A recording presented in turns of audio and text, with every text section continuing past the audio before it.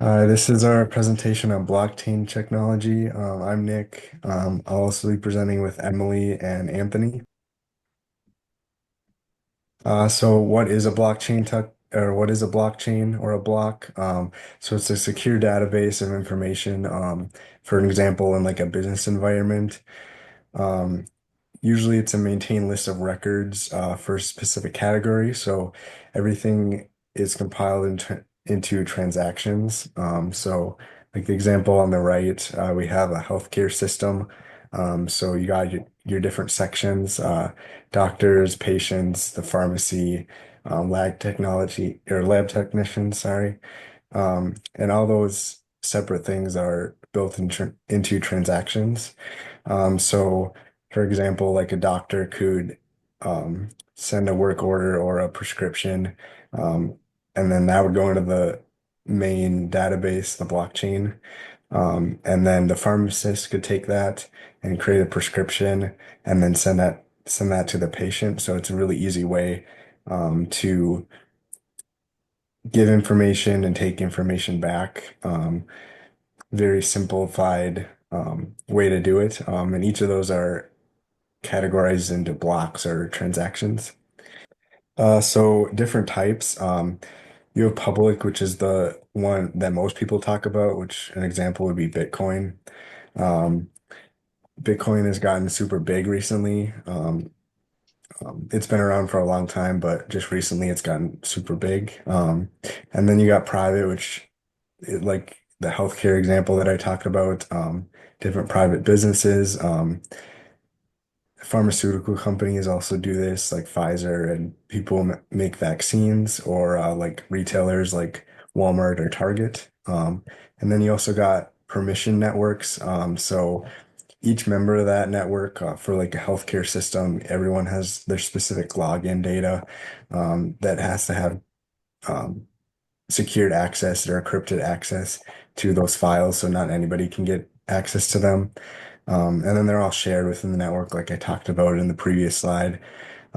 Whether you're giving information to a patient or through to your different coworkers, it's all shared in that blockchain.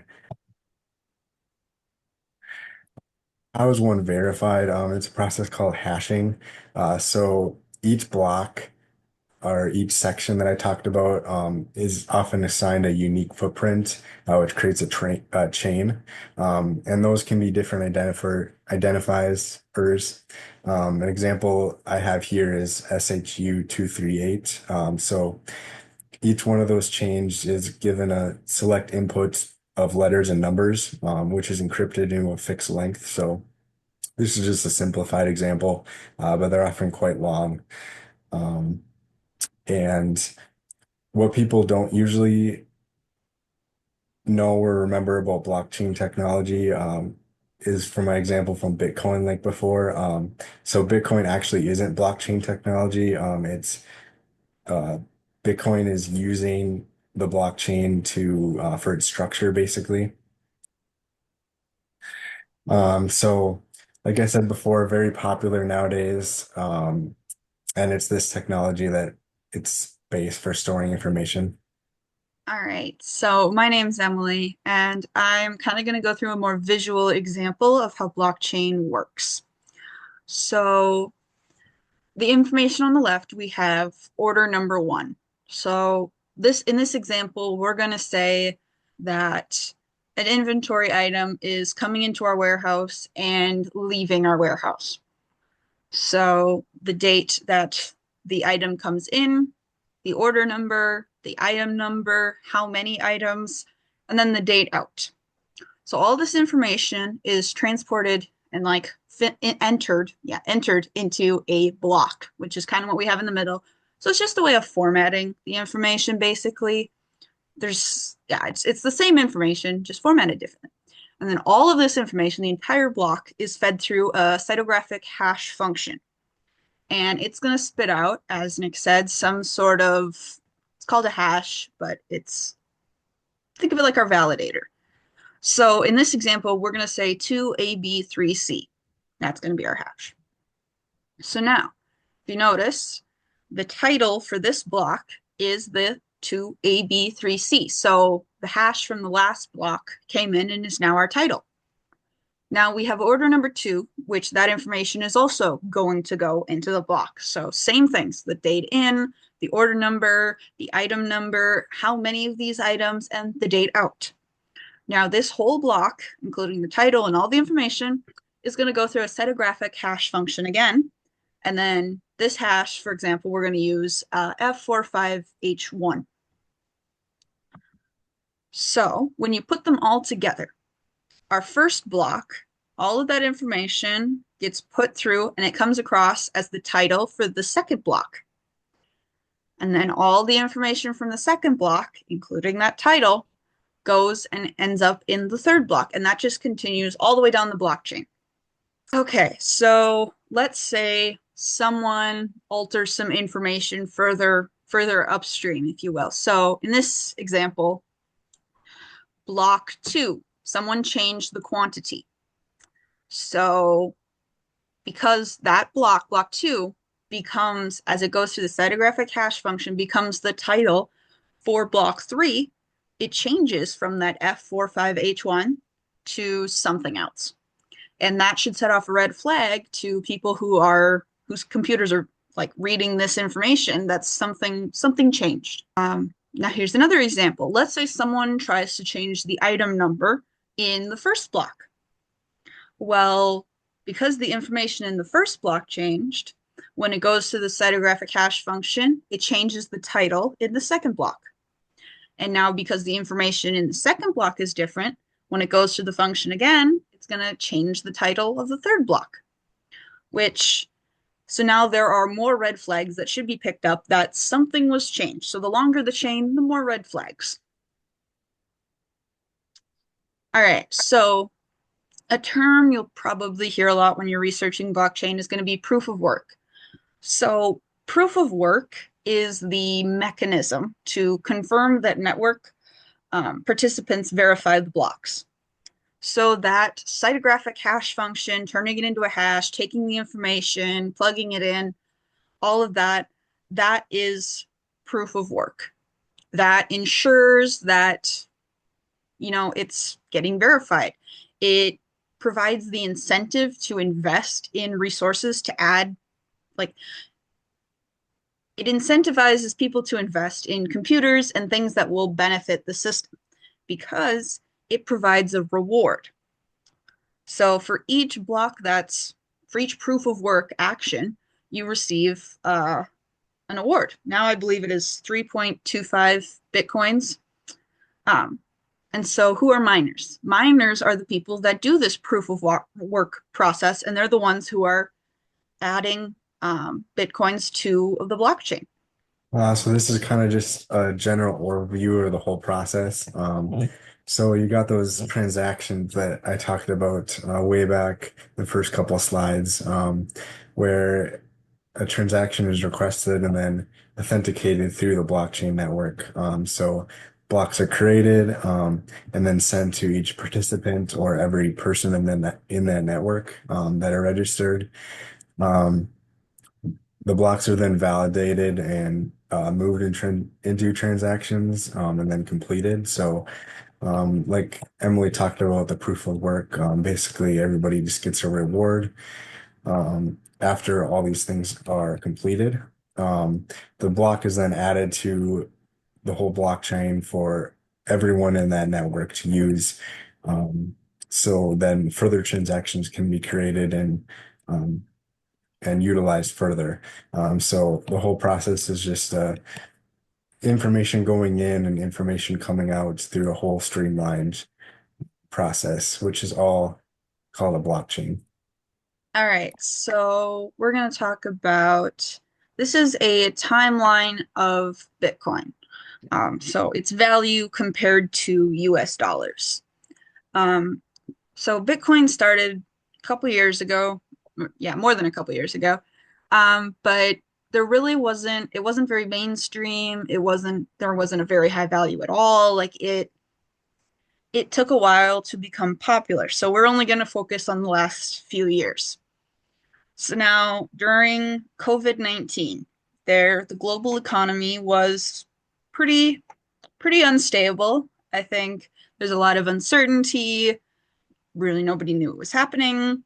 So, Bitcoin, as a more stable, non-government supported, very independent, independently verifiable, all of it, it rose in value because investors saw it as a great opportunity to, just invest in something that was a little more certain during that time, relatively, of course.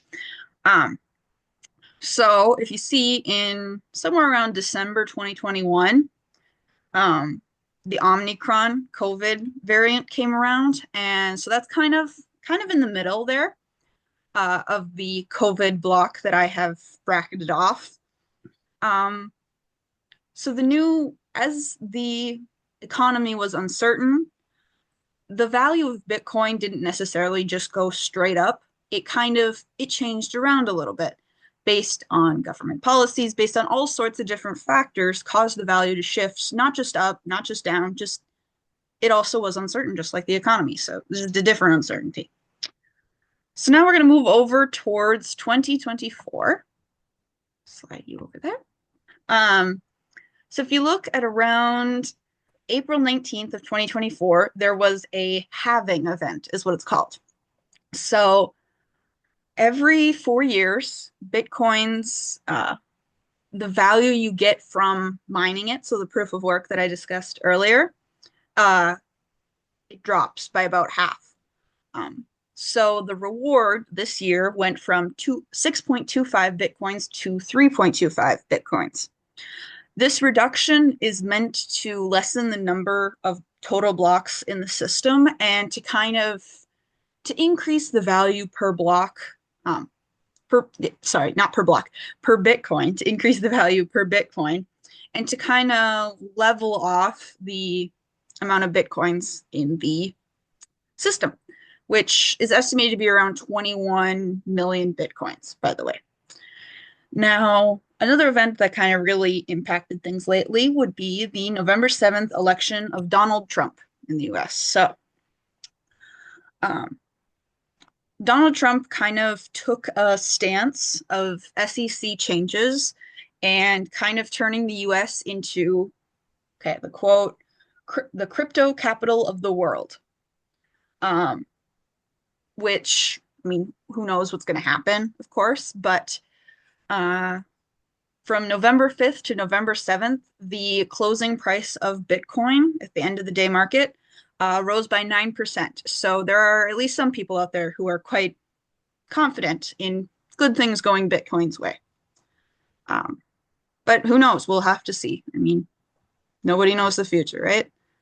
Hi, my name's Tony. I'm going to talk about another case use or another use case of blockchain technology, as well as two cons that can be associated with it. The first, or the use case I want to talk about is regarding IBM. They've done a lot. They've used such technology such as Bitcoin to gain the ability to greatly reduce food waste. It also improves the effectiveness in handling perishable food in the food chain, uh, specifically on the cold chain, it's called. Doing so by working to streamline multiple different processes involved. Uh, Another thing is they use proof of origin, which they use the blockchain innovations of late to enable a new system of allowing proof of origin, as well as uh, acceleration of tracking processes. They also improved supply chain communication between participants in a supply chain by utilizing different blockchain techniques. This limits many of the failures in communicating within a supply chain that can lead to devastating effects on supply. And so, one of the cons that come with it is called the Silk Road, which was created by a man named Ross Ulbricht. He used Bitcoin, which is typically more, as of late, a speculative asset, most would consider, rather than being used for actual currencies. Uh, but he used Bitcoin to create the first online drugstore, essentially. And since then, cryptocurrencies like Bitcoin, given the fact that they don't require bank accounts, IDs, social security numbers, names, or phone numbers, it's created a perfect recipe for people looking to engage in criminality online. There is still remaining anonymous. There we go.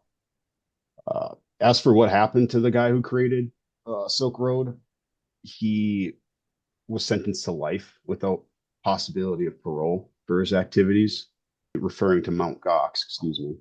It was a major hack that had decimated the market. Uh, a lot of people's financial stability that were participating in this market were devastated. A total of 650,000 Bitcoins were stolen. And that equals out with today's recent news of all-time highs. That equals out to around $6.5 billion. So that has pretty hefty financial implications as well. This kind of stuff, the hack and the use of it in illicit ways has eroded public trust, and a bad reputation kind of developed around a lot of the cryptocurrencies which rely on the blockchain technologies.